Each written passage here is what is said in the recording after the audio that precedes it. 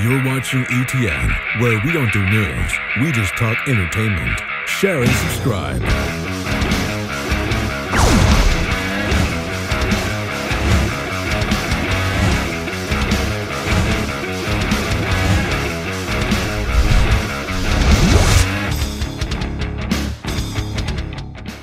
Hey guys, welcome to Entertainment Talk Nation. This is Rob. This video, we're going to discuss Superman versus Batman, Dawn of Justice. And recently, it was announced, or it was said or reported that Jason Momoa, formerly of Game of Thrones, also in the movie Conan, as well as Bullet to the Head, will be playing Aqua Man in the upcoming Superman Batman movie. And, you know, I heard this a couple of days ago when it first dropped, and I was going to do a video, then I said, no, this got to be bullshit. And I didn't actually believe it at all. Until I saw a couple of other media outlets reporting it. Then I finally became official, and I was like, okay, well, that's interesting. Now, one of the things that have been said, one of the first things that were said were, well, Aquaman has blonde hair. And you know what? That's not a big deal. They can dye his hair blonde. I just thought it was an interesting choice. You know, when you see Aquaman in the comic and you see Jason Momoa, though, I mean, there's no resemblance. There's not even remotely close. You know, and I'm not saying I hate this casting. I mean, Jason Momoa is a big brute. He's a big brute. You know, in Game of Thrones, I think probably the most difficult thing for him to do in that show was learn the fictional language of the Dothraki. And outside of that, all he had to do really was fuck and fight. Really, when it comes down to it, that's all he had to do. You know, he didn't have very many lines. When he did have English lines, they were very minimal. When he did have Dothraki lines, they were very minimal as well. Most of the time, Khaleesi did all the talking. So, you know, I guess I'm cool with the casting. Look, Aquaman, you would probably need to cast someone like Jason Momoa to at least make him relevant. A lot of people don't take that character very seriously. They think it's a joke. The whole orange and green, and you know, he looks like a Miami Hurricane. Talking about the team, by the way. For those of you who don't know, their color is orange and green. But yeah, I mean, this movie is really interesting right now because it's getting a lot of heat for some of the casting. There is an enormous amount of characters in this movie. Now, normally that would bother me. That would kind of scare me. But X-Men proved that you can do it. You know, I had the same feelings about that movie, and it turned out to be very well done. With this movie, though, it's a little bit different because not as many characters in the Superman-Batman movie coming up have the kind of history that a lot of the characters did in X-Men. A lot of the characters in X-Men were well established. You know, the young Magneto, the young Xavier, Mystique, you know, and the new characters that were in that movie were shown very little. They showed them enough to make their point, and that was it. Where this movie, really, the biggest familiar face is going to be Superman. Obviously, we all know Batman. We know the lore of that. It's obviously a new Batman with Ben Affleck, and a new Alfred with Jeremy Irons, a new Batman, a new everything. But still, that character has been established for eons. But after those two, you got Wonder Woman, who hasn't been established in the movie. Obviously, Aquaman has not been established in the movie.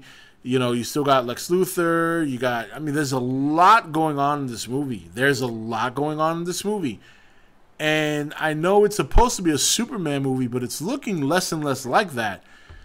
I don't know how small or big of a role some of these extra characters are going to get, because on one hand, if they have a small role, then how can you justify the Justice movie coming out the following year unless they make an impact in this movie for you to say, oh yeah, that's Aquaman, or this. You know what I mean? Like, it's kind of like they got to juggle it where you give enough time to the new characters that people will know, all right, boom, that's Wonder Woman, she's going to be in Justice League, boom, that's Aquaman, he's going to be in Justice League, so on and so forth. But at the same time, you still need to highlight your two title characters, Batman and Superman. So, you know, I know they're trying to get it so that this leads to the to the Justice League, and I guess going the solo movie route would make it longer. It would take longer to get to that point. Where this one, boom, you got everybody in the movie. This is Aquaman, this is Wonder Woman, and you know who this is and that, and away we go.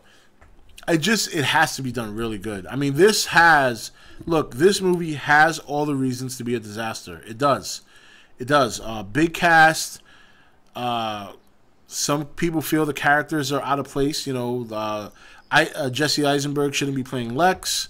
Nobody likes Ben Affleck as Batman. Gal Gadot's not big enough to do Wonder Woman. Which, those things to me, Gal Gadot is already on a training program to get bigger for the role. So I'm not worried about how she's going to look. People complaining about her acting skills, look, how hard is it going to be to play Wonder Woman? Really? How hard is it going to be? You know, I always find it funny when people say that such and such person can't play such and such superhero. Superheroes are not Oscar-winning performances. They're not Oscar-winning roles.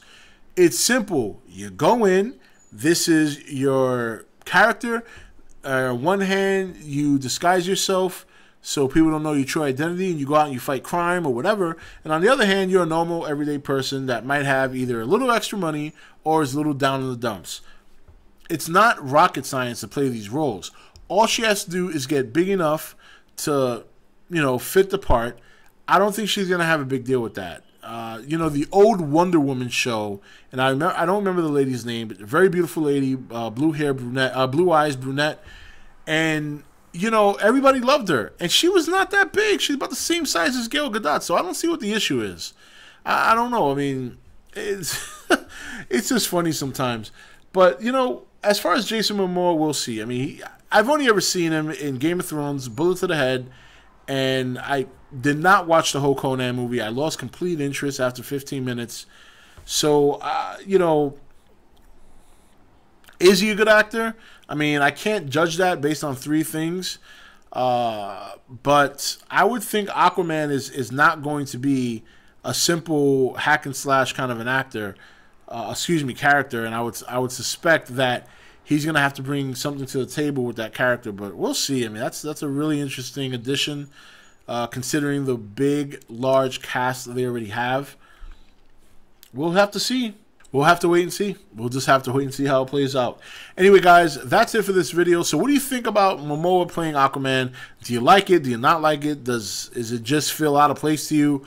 I'm okay with it. It's a little weird when I think about what the character looks like, but it could work out. It could be one of those things like Quicksilver, where he may look like shit or it may not make sense, but he has a kick-ass performance in the movie, so we'll see.